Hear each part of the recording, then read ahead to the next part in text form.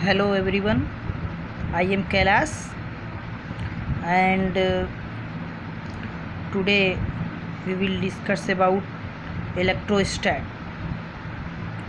First topic of electrostat is electric charge. So first of all, what is electrostat?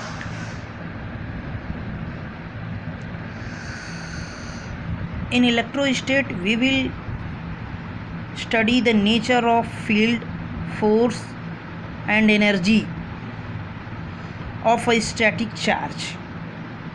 So the branch of physics which deals about electric field, electric force or electric energy of a static charge is called electrostat. Now what is electric charge? So the property of a matter which is responsible for electrostatic force, field or energy is called electric charge.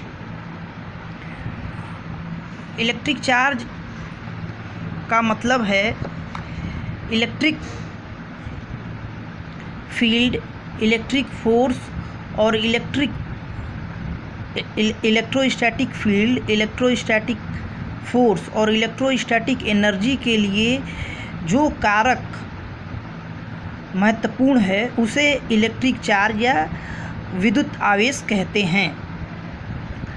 So electric charge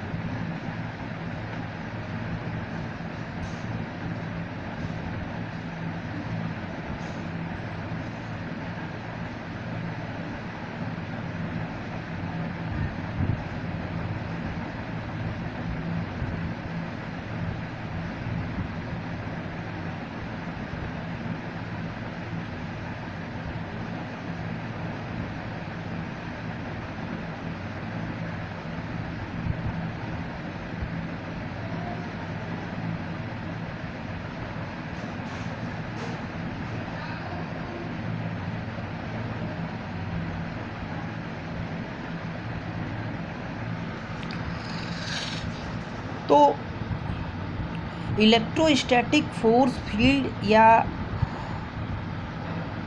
energy के लिए, ऊर्जा के लिए जो गुण है पदार्थ का उसे हम इलेक्ट्रिक चार्ज कहते हैं. इलेक्ट्रिक चार्ज दो प्रकार के होते हैं. एक पॉजिटिव चार्ज, एक नेगेटिव चार्ज. तो there are two type of electric charges.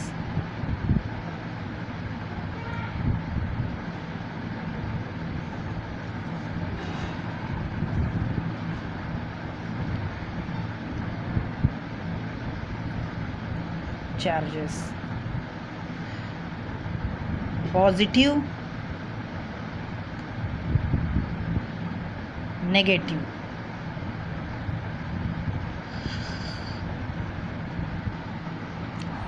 Positive charge proton पे पाया जाता है और नेगेटिव चार्ज इलेक्ट्रॉन पे पाया जाता है. अब हम एक इलेक्ट्रिक चार्ज कैसे प्रोड्यूस होता है.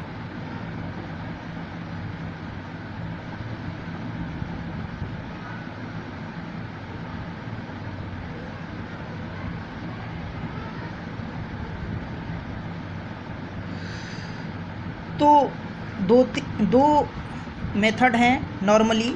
एक तो रबिंग से, रगड़ने से, दो वस्तुओं को रगड़ने से इलेक्ट्रॉन के ट्रांसफ़र के कारण जो चार्ज प्रोड्यूस होता है उसे हम रबिंग या frictional electricity, charge produced by frictional electricity कहते हैं. और दूसरा होता है इंडक्शन. इंडक्शन में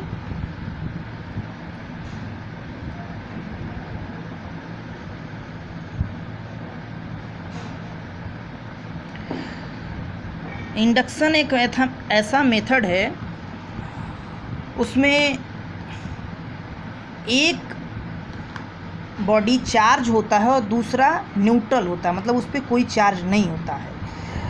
तो जो दूसरा चार्ज बॉडी नहीं होता है उसको चार्ज करने के लिए उसके पास ले जाया जाता है। जो चार्ज बॉडी होता है उसके इतना पास ले जाया जाता है कि जो न्यूट्रल बॉडी होता है वो पोलराइज हो जाता है, यानी कि उसमें एक तरफ पॉजिटिव चार्ज हो जाता है और दूसरे तरफ नेगेटिव चार्ज हो जाता है। और ये जो नेगेटिव चार्ज होता है, या कह लें कि हमको जो भी जिस प्रकार का भी चार्ज पाना होता है उसके अपोजिट साइड एक चार्ज बॉडी रखना पड़ता है, और जो भी प्रकार का चार्ज चाहिए हम क्या करते हैं कि उसको अर्थिंग के माध्यम से उस पूरे चार्ज को हटा लेते हैं, और इस तरीके से जिस बॉडी को हमें चार्ज करना है उस पर एक विशेष प्रकार का चार्ज उत्पन्न हो जाता है। तो ये इंडक्शन का मेथड है। अब आते हैं property of electric charge.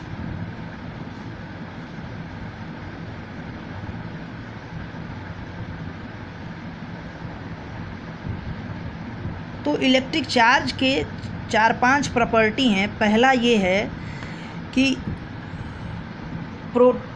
Proton या इलेक्ट्रॉन पे जो भी चार्ज होता है वो एलिमेंट्री चार्ज कहलाता है, और एलिमेंट्री चार्ज जो होता है वो E = 1.6 × 10⁻⁻19 कूलाम होता है। अगर ये प्रोटॉन पे चार्ज होगा तो पॉजिटिव होगा और इलेक्ट्रॉन पे चार्ज होगा तो बस नेगेटिव होगा, अमाउंट सेम रहेगा। उसके बाद जो दूसरी प्रॉपर्टी होती है एडिटिव नेचर। मान लेते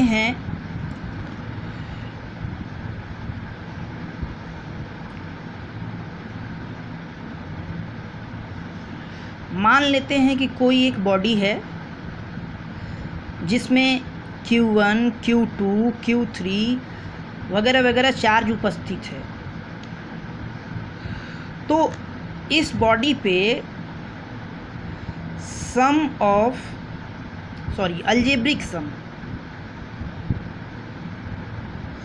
algebraic sum of all charges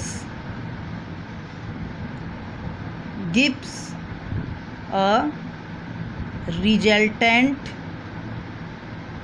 charge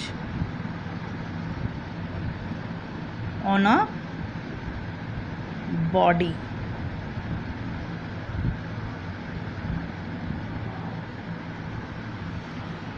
ठीक है, all charges at different point।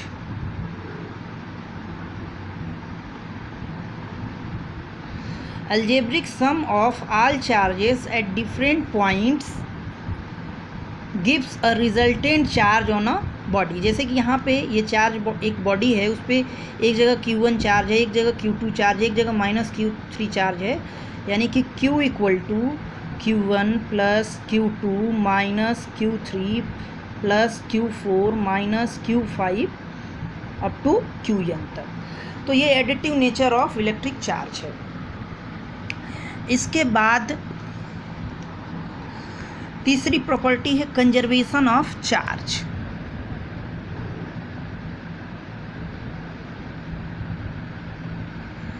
Conservation यानी कि एक isolated system for an isolated system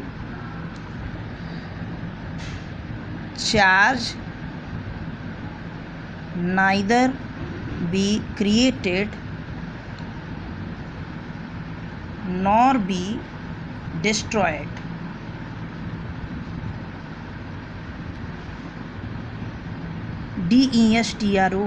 destroyed but can be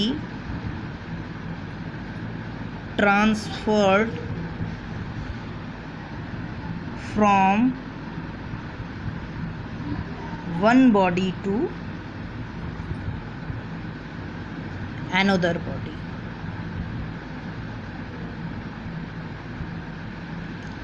तो एक कंजर्वेशन है। कंजर्वेशन ऑफ चार्ज में क्या है कि इलेक्ट्रिक चार्ज एक पॉइंट से दूसरे पॉइंट पे ट्रांसफ़र हो सकता है, लेकिन ओवरऑल एक पर्टिकुलर सिस्टम में, एक आइसोलेटेड सिस्टम में जो चार्ज होगा वो फिक्स रहेगा, वह न बढ़ सकता है न घट सकता है। ये कंजर्वेशन ऑफ इलेक्ट्रिक चार्ज है।